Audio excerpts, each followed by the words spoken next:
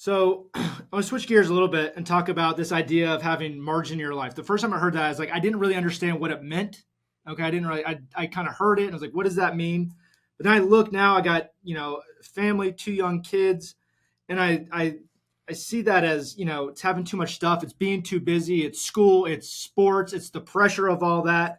It's trying to keep up with your the culture, neighbors, and it's always this idea of wanting more or wanting better, and the idea of pulling back from that at times, it's going to sound dramatic, but it almost seems like un American. It's in your DNA to just always want more and the next thing. And what am I going to conquer?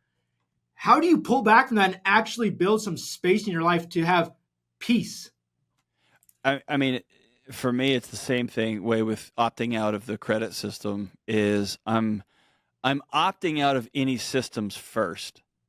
And as for me and my wife, we sit down and we do this. We do it annually. The big one is annually. We do it. It takes half a day or a whole day, and we turn it into a fun date. And now it's become a blast.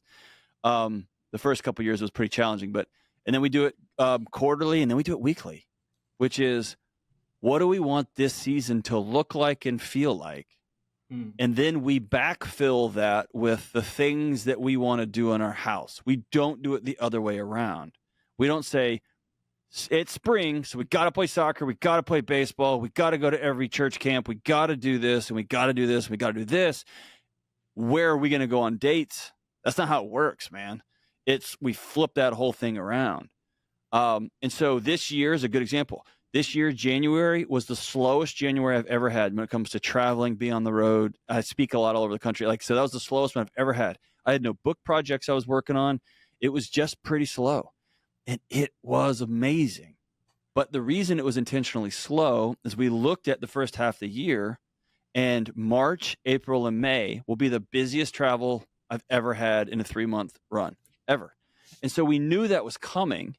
And so we said, okay, if we want to look up in July and still like each other, we got to put some relational deposits in the bank in January and February. We have to be honest about March, April, and May. And then we got to build in. We're taking the family to the beach in June. We got to get out of here and go exhale and get on a fishing boat and just be silly, right? Mm-hmm. And so it's saying, what do we want our house to feel like when I walk in the door, when she walks in the door? What do we want the temperature of our home to be at all times? And then we're going to backfill things there. Yeah. And that doesn't mean you don't have busy seasons. You don't have wild seasons. But, okay, we still want to have a fun house. We still want to have a peaceful house. We still want to have a house filled with laughter. My 9-year-old daughter, lately she's been challenging me to couch fights. I don't really know what that is, but I just know we beat each other with pillows, and it's hilarious.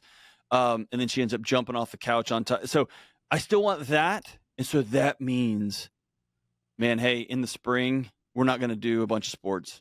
We're going to do one thing.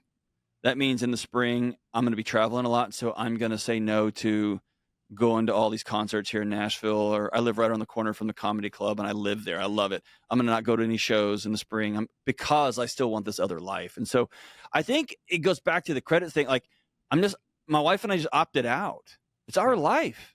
It's our life. And when we were on the edge of we're trying to decide, are we still going to stay married years ago? The question she asked that was the Control-Alt-Delete question was, how do you want this house to feel when you walk in? And I was like, I want it to be filled with laughter and fun and warmth. And she's like, okay, then here's what must be true. And that started like, oh yeah, this is our life. This is our marriage. These are our kids. Nobody could tell us what to do with them but us. And man, we have been rambunctiously free. And can I say this too? It's just like for all the, oh yeah. My son was on the varsity cross country team as a freshman. He is a freshman in the varsity, like in the main stage theater play. My daughter is wrecking shop with, do they have girls lacrosse in 3rd grade, handing my daughter a stick just to hit it's amazing. But here's the thing. Everyone tells you, well, if you don't do this sport, then they're going to do this, and then your kid's going to be a loser. It's just simply not backed up by any sort of science or data. It's only pushed by, again, following the incentives, people who run travel sports programs and chaos programs and dance studios that say, if you don't. And so it's just not true. And I'm living proof of that in my own house.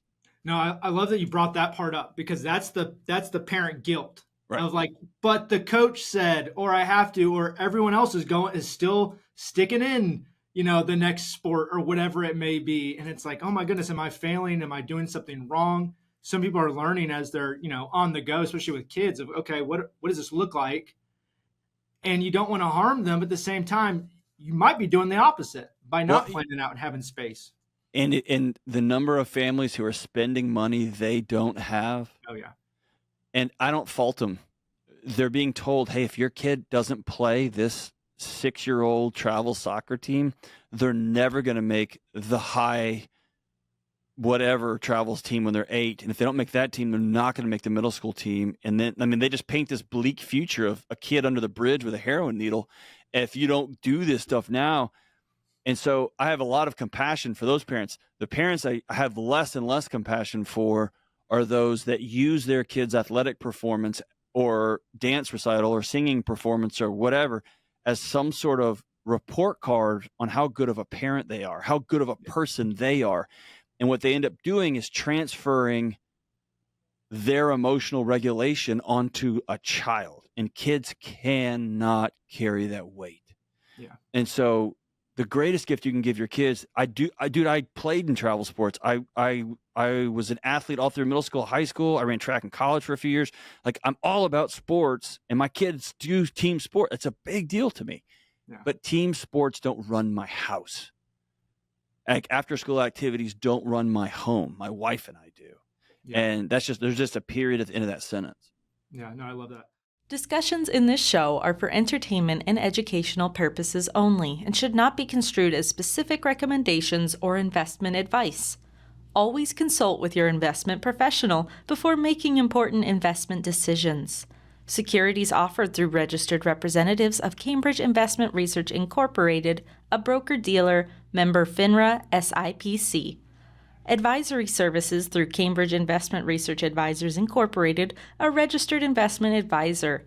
Cambridge and SmartPro Financial are not affiliated.